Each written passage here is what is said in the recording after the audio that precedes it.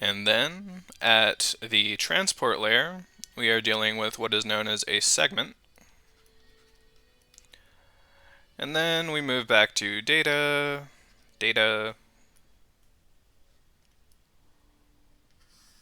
pew.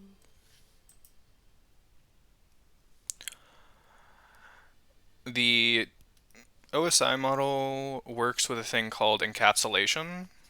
Encapsulation, which is not the same thing as encapsulation in programming, but it's kind of close if you actually understand the concepts.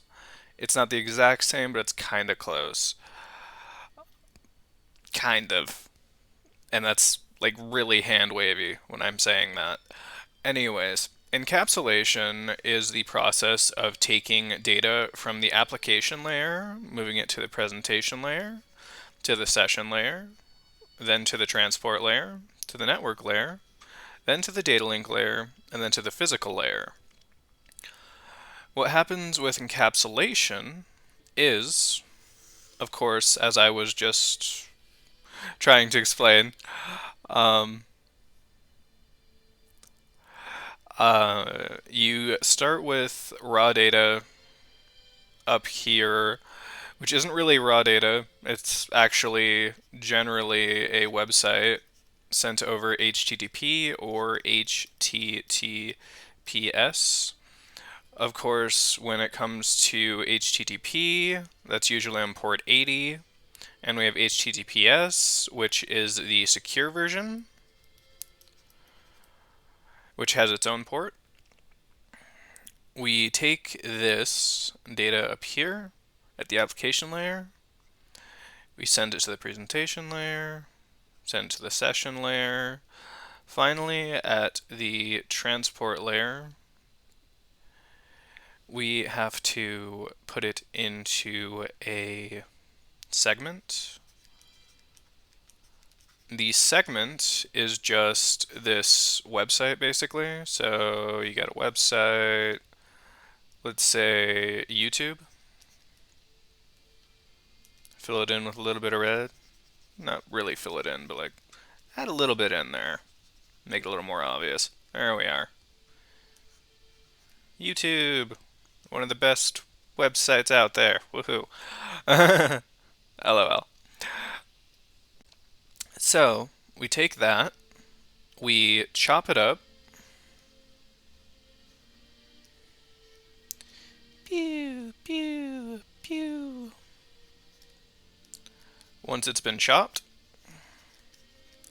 we place it into a segment at the transport layer. And a segment is just a collection of data with a transport layer header. So you have this chopped up data, which you put here. You refer to that as the payload.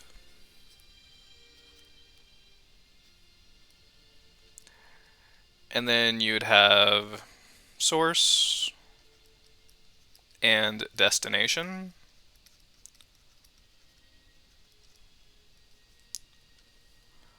For that layer.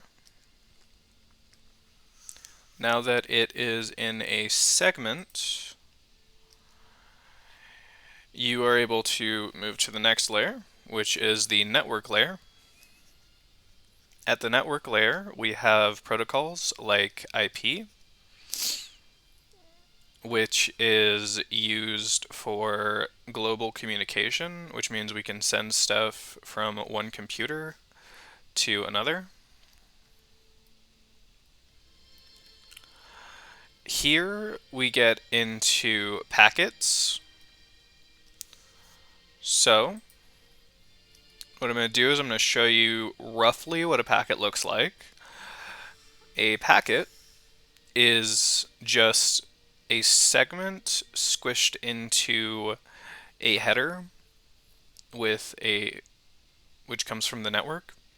So you have your original segment with the payload in it. And since we're dealing with IP, At this level, we have a source IP address. We have a destination. I'm just going to use dest for short. Destination IP. And then sometimes we have things just to check stuff. So there is a proper term for it, but I'm just going to call it checks. You can look up the proper term, which will probably help you in your learning if you really want to. So we got checks, we got our payload over here. So we're going to send it from, let's say, router A over here.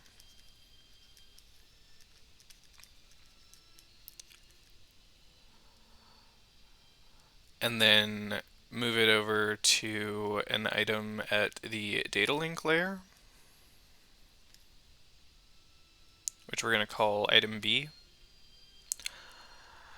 Once we get to the data link layer, we need to, again, take this entire thing, and then what we're going to do is we are going to shove it into a frame. So at this level, we got destination MAC addresses generally, and source MAC addresses. Usually it is source first and then destination, but anyways. And then we have this entire piece of data right here with a network layer header on it, and we shove that payload in here.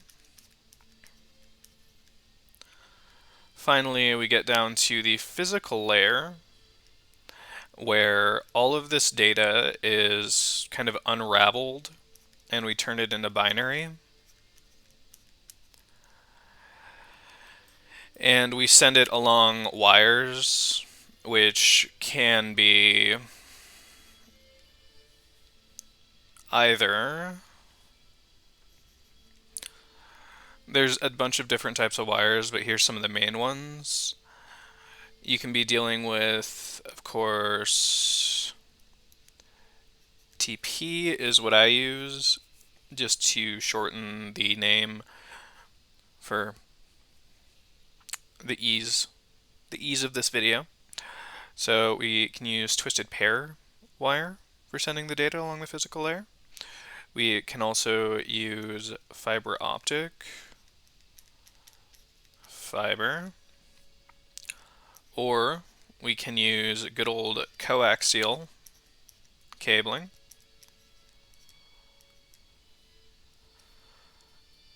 And finally, when you are sending data up, you basically just reverse that entire process.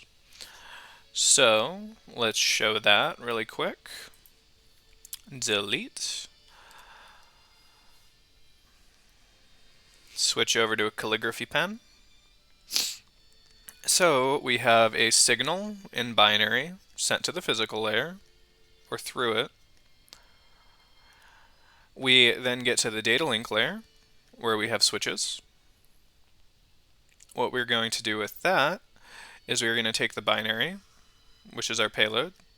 We are going to use a source MAC, a destination MAC address, and we are going to finally put our payload over here. Payload. Once we have our data there, we are going to move it up to the network layer. Of course, we're going to package all this into here. So we are going to switch it from a frame and put it into a packet. Packet. We're going to use IP addresses and switch the source MAC with a source IP and the destination MAC with the destination IP, generally speaking. Like we don't actually switch these, but I'm trying to speak conceptually so you can kind of understand. Since we use MAC at the lower layers and we switch to IP at the next layer, basically in your head, once you get to the network layer, you no longer really have to worry about this because you already did it. So you only have to be worried, okay, what's my source? What's my destination? Of course, at the network layer, it's going to be an IP address. So you switch that, and then you put that entire payload up here, PL for payload. Then you move up to the transport layer, where it all gets shoved into a segment. Segment. Pew. Of course, our payload goes in there. Then you have a session setup, usually using a three-way or basically handshake. So you'll send out a signal saying you want to set up a session, then the server will send a signal back to you saying, okay, I am available to talk. Then you send a signal saying, okay, awesome, in a nutshell. I'm speaking very like surface level, kind of conceptual rather than what actually happened, which is like sin, ack. So you basically do your three-way handshake. At the session layer, you finally have a TCP session set up. UDP is like a whole different ballgame. It'll pretty much just send and not ensure that you have a decent connection, which can make you lose a bunch of data. And yeah, it's good for music and video, but yeah, TCP is better for emails and stuff like that. Finally, you get to the presentation layer, and then you get to the application layer, and then whatever signal you're requesting will generally be sent off to a server using HTTP or HTTPS, and then you kind of start the cycle all over again.